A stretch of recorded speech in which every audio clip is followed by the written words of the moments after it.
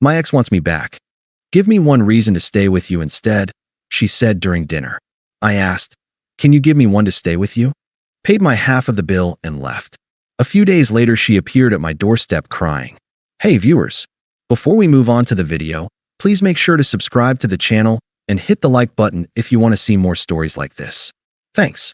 I should have seen the writing on the wall the moment the word boring started slipping into her vocabulary.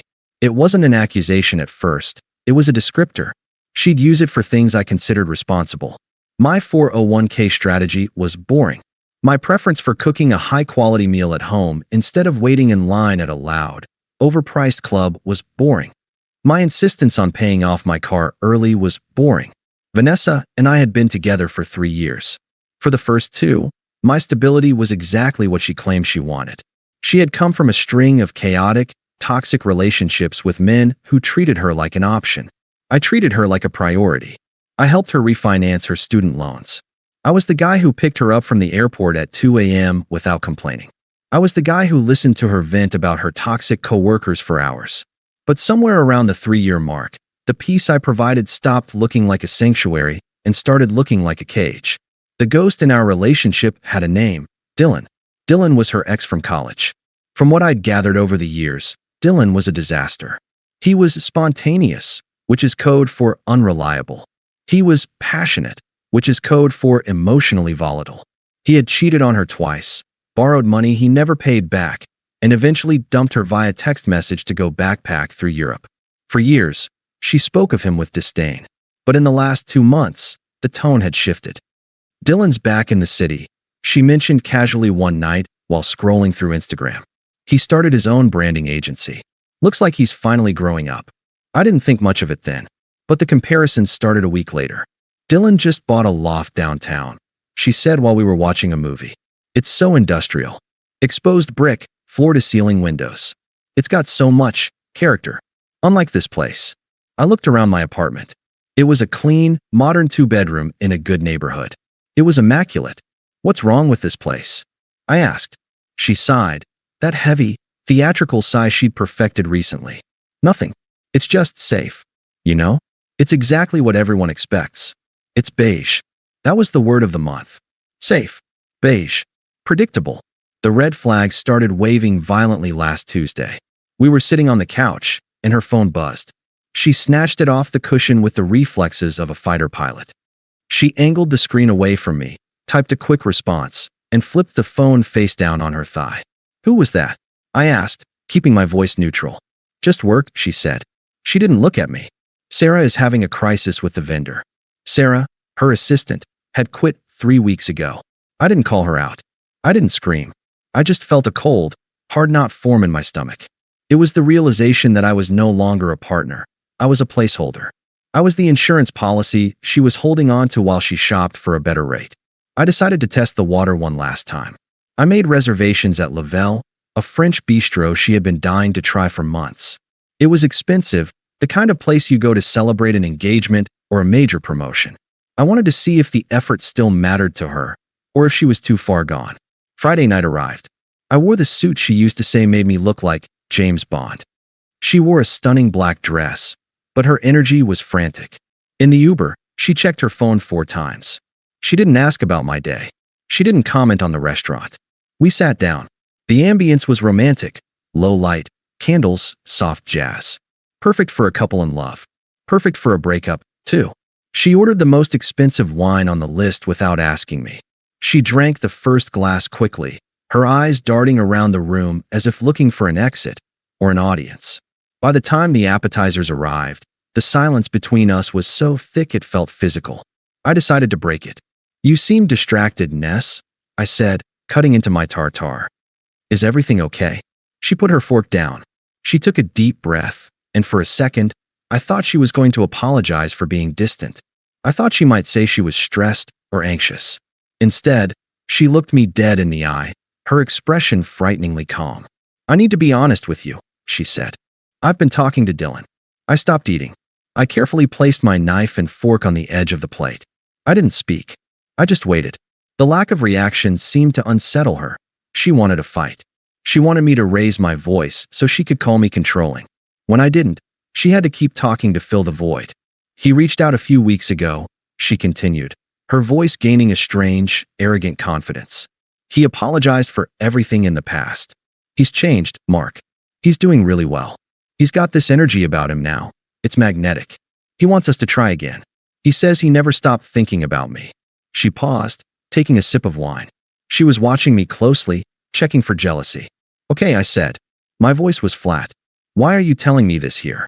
She leaned forward, her elbows on the table. This was the moment. The pitch. Because I'm confused, she said, though she didn't look confused. She looked empowered. I care about you, Mark. I really do. You're great. You're reliable. You're safe. But Dylan? He's a risk. He's excitement. He makes me feel alive in a way you just don't. She sat back, crossing her arms, creating a physical barrier between us. So, here's the situation, she said, as casually as if she were choosing between the salmon and the steak. He wants me back. I have to make a choice. But I feel like I owe you a chance to advocate for yourself. So, give me a reason. I blinked. Excuse me. Give me a reason to stay with you instead of him, she repeated slowly, enunciating every word like I was a child. Tell me why I should pick you. Sell me on US. Because right now, safe isn't winning. The audacity of it actually took my breath away for a split second. She was conducting an auction for her affection in the middle of a crowded restaurant. She honestly believed she was such a high-value prize that I would start listing my qualifications, begging her to see my worth, competing with a ghost from her past who had treated her like garbage. She expected me to plead. She expected me to say, but I love you. I pay for everything. I'm loyal. Something inside me snapped. It wasn't a loud snap. It was a quiet, final click. Like a door locking. I looked at her. I really looked at her. I saw the entitlement in her eyes. I saw the lack of empathy. I saw a woman who viewed relationships as transactions and people as stepping stones. I reached for my napkin and wiped my mouth. You want a reason? I asked softly. She smirked, thinking she had won. Yes. Give me one reason. I signaled the waiter. He came over immediately. Check, please, I said. Vanessa frowned. Mark, we haven't even ordered mains yet. Don't be dramatic. The waiter dropped the black folder on the table. I opened it. The bill was $140. The wine she ordered was $80 of that. I pulled out my wallet. I took out three $20 bills and a $10. $70. Exactly half. I placed the cash on the table, right on top of the receipt. I stood up. Mark. Her voice pitched up, a mix of confusion and annoyance. What are you doing? I looked down at her. She looked small suddenly. You asked me to give you a reason to stay with me, I said, my voice loud enough for the tables nearby to hear, but calm enough to show zero emotion. And I realized something. What? She snapped. Can you give me one reason to stay with you? Her mouth opened, but no sound came out. She was stunned. The question hadn't even occurred to her. I offer loyalty, stability, and respect, I said, buttoning my suit jacket. You offer confusion, comparison, and an ex-boyfriend you're texting under the table. I'm not competing for a job I already have, Vanessa. And I'm certainly not competing for a position that's already filled. You can't just leave, she hissed, her face turning red as she noticed people looking. You can't leave me here with the bill. I paid my half, I said. You wanted independence and excitement? Paying for your own $80 bottle of wine is pretty exciting. Call Dylan. Maybe he'll pick up the tab. I turned around and walked toward the exit. Mark, she shrieked. If you walk out that door, we are done. Do you hear me? Done. I didn't look back. I pushed through the heavy glass doors and stepped out into the cool night air. I checked my pulse. It was slow. Steady. I took my phone out of my pocket, opened her contact, and hesitated. Blocking her now would be too easy. It would look like I was hurt. I didn't want to look hurt. I wanted to look indifferent. I put the phone back in my pocket and hailed a cab. I was done, but I had a feeling she was just getting started. The silence lasted exactly 20 minutes. That was how long it took for her to realize I wasn't waiting outside the restaurant, and that I wasn't coming back to pay the rest of the bill. I was back at my apartment, calmly folding her clothes into a cardboard box I'd grabbed from the recycling bin, when my phone started vibrating against the coffee table. It wasn't a call. It was a barrage of texts. Vanessa, 8:43 p.m. Are you serious right now? Vanessa, 8:44 p.m. You are actually psychotic. Everyone is staring at me. Vanessa, 8:46 p.m. Come back here and pay for this. My card got declined. You know I don't get paid until Friday. This is financial abuse. I stared at the screen. Financial abuse. That was rich coming from someone who had just tried to leverage her ex-boyfriend to negotiate a better relationship contract with me. I didn't reply. I didn't block her either. In situations like this, documentation is everything. I took a screenshot of the texts, specifically the one where she admitted her card was declined. It proved she had ordered an $80 bottle of wine with zero intention or ability to pay for it herself. I finished packing her things. It didn't take long.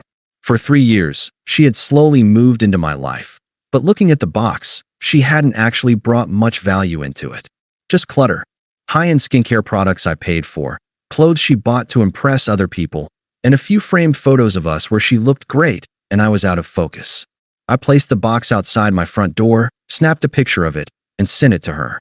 Me, 9:15 p.m., image attachment. Your things are outside. Do not ring the bell. Her response was immediate and vitriolic. Vanessa, 9:16 p.m. I hate you.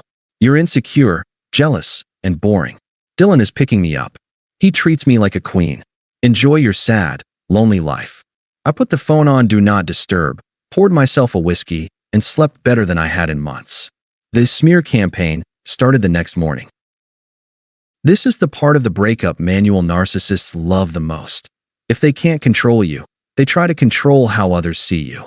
I woke up to 3 missed calls and a long text from Emily, Vanessa's best friend. Emily and I had always been cool. I'd helped her move apartments twice. But clearly, the narrative had been spun. Emily, 10 a.m. I can't believe you. Vanessa just called me crying. She said you screamed at her in the middle of a restaurant, threw money in her face, and abandoned her there because she mentioned an old friend? I thought you were a nice guy, Mark. Clearly, I was wrong. You need to apologize to her. Now, I sighed. Vanessa had left out the ultimatum. Of course she had. In her version, she was the victim of a jealous tyrant, not a woman who tried to initiate a bidding war for her affection. I could have ignored it. But the professional in me knew that letting a lie spread unchecked damages your reputation. I didn't get emotional. I didn't defend my character. I just presented the evidence. Me, 10:05 a.m. Hi Emily. That's an interesting version of events. Here is what actually happened. She told me she wanted to get back with her ex, Dylan. She asked me to give her a reason to choose me over him.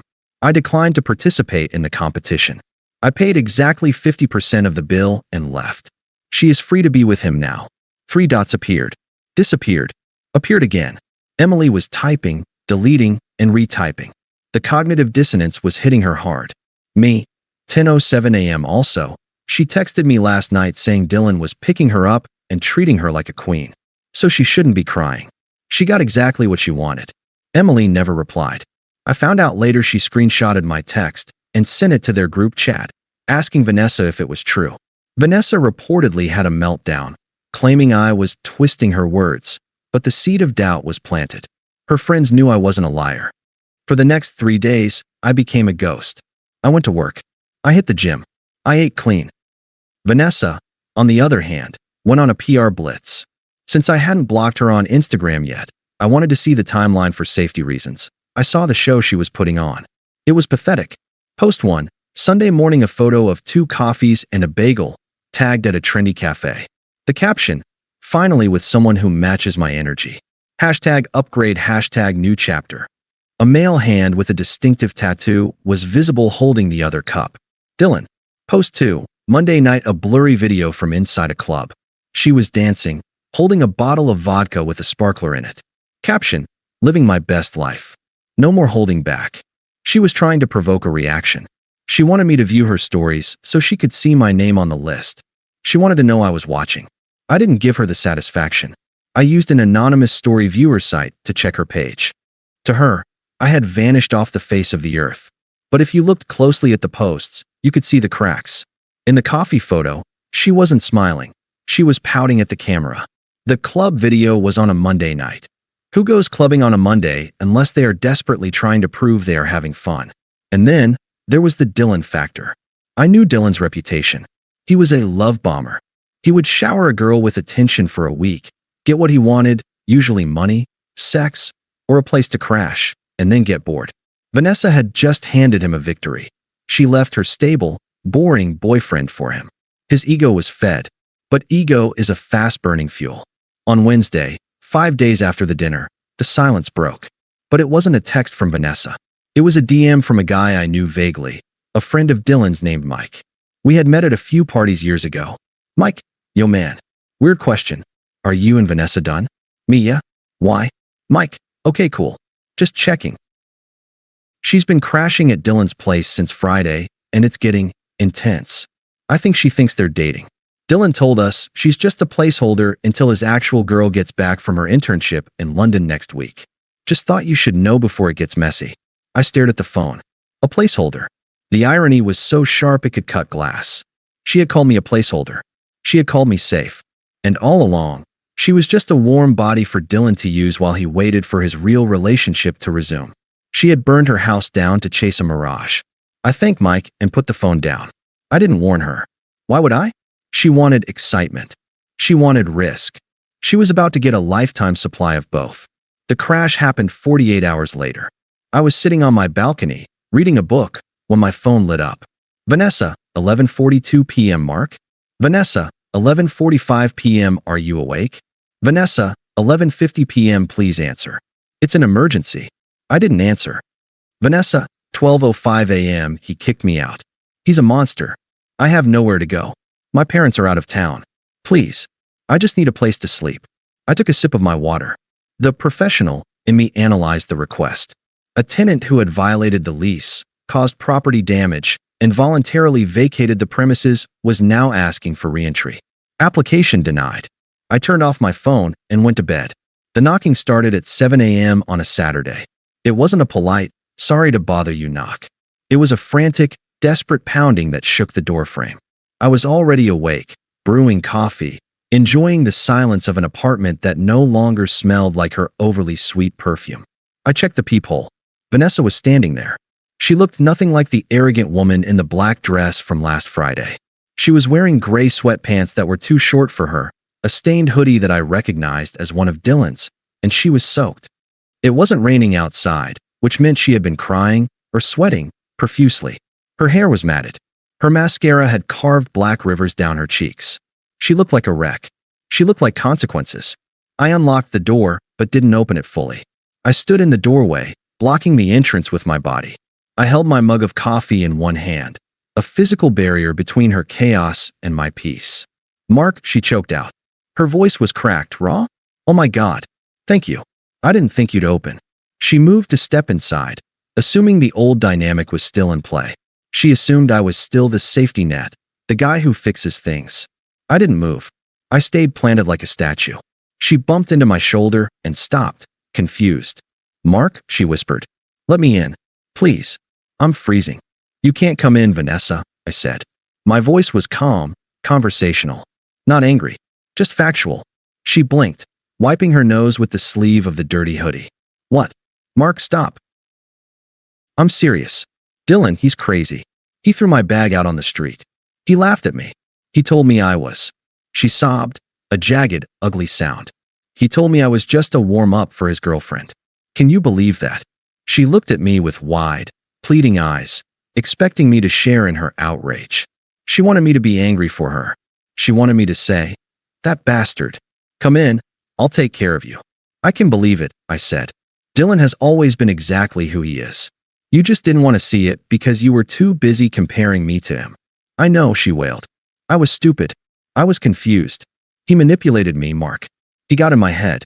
He made me think we had this connection, but it was all a lie. You were right. You were right about everything.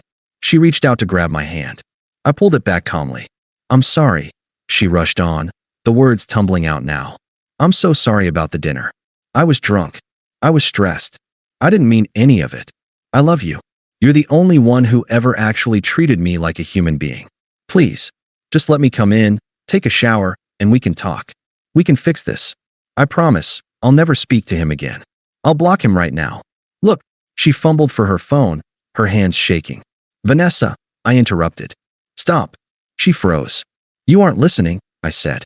There is nothing to fix. You didn't break a vase. You didn't forget an anniversary. You fired me. I didn't fire you, she protested. I was just. You auditioned me, I corrected. You sat there, ate the food I was paying for, and told me I had to compete for your loyalty. You told me I was boring and safe, and that you wanted excitement. Well, look at you. I gestured vaguely at her disheveled state. You got excitement. You got drama. You got the roller coaster you wanted. You're standing on a doorstep at 7 a.m. crying because a toxic guy treated you like trash. That is the most exciting thing that has happened to you in years. Congratulations.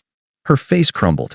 The sorrow vanished, replaced by a flash of that familiar narcissistic rage. You're being cruel, she spat. This isn't you. You're supposed to be the nice guy. You're supposed to support me. I was the nice guy, I agreed. And you told me that wasn't enough. You told me nice was boring. So I'm trying something new.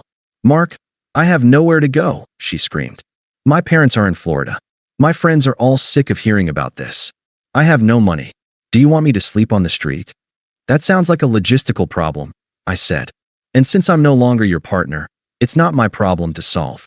After 3 years, she whispered, playing her final card. The guilt card. 3 years meant nothing to you. They meant everything to me, I said, and for the first time, I let a little bit of the pain show. Just enough so she knew it was real. I was building a life for us. I was saving for a ring. I was planning a future. But you weren't building with me, Vanessa. You were just waiting in the lobby until something better came along. You didn't leave because of 3 years. You left because you thought you found an upgrade. You came back because the upgrade failed. I took a sip of my coffee. I'm not the backup plan. I'm not the safety school you settle for when you don't get into Harvard. I'm the prize. And you lost me. She stared at me. She finally saw it. There was no anger in my eyes anymore. There was no jealousy. There was just indifference. I looked at her the way you look at a stranger who knocked on the wrong door. Here, I said. I reached into my pocket and pulled out a $20 bill. This is for a cab to Emily's place. I'm sure she'll take you in if you tell her the truth this time. I held it out. She stared at the money with disgust, then snatched it from my hand. I hate you, she hissed. You think you're so perfect. You're going to die alone. Maybe, I said. But I'll die in a peaceful house that I paid for, without anyone checking their phone under the dinner table. I stepped back. Goodbye, Vanessa.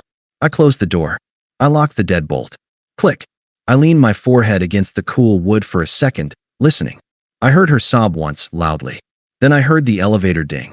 Then, silence. Epilogue. The upgrade 6 months later. I was at a coffee shop downtown, working on my laptop. Life had been quiet. Peaceful. My savings account was growing. My skin cleared up. I had started dating a woman named Claire, an architect who thought my boring financial planning was incredibly sexy and who never, ever compared me to an ex. I saw Vanessa. She was walking past the window. She looked better than she had on my doorstep. Clean clothes, hair done, but she looked tired. She was walking with a guy who was shouting into his phone, ignoring her completely. She was trailing behind him, carrying 2 heavy shopping bags, looking at the back of his head with a mixture of annoyance and resignation. It wasn't Dylan. It was just another version of him. Another exciting project she was trying to fix. Another chaotic man she had chosen over peace. She turned her head and saw me through the glass. Our eyes locked. I didn't wave. I didn't smile. I didn't frown. I just looked at her, then looked back down at my laptop and continued typing.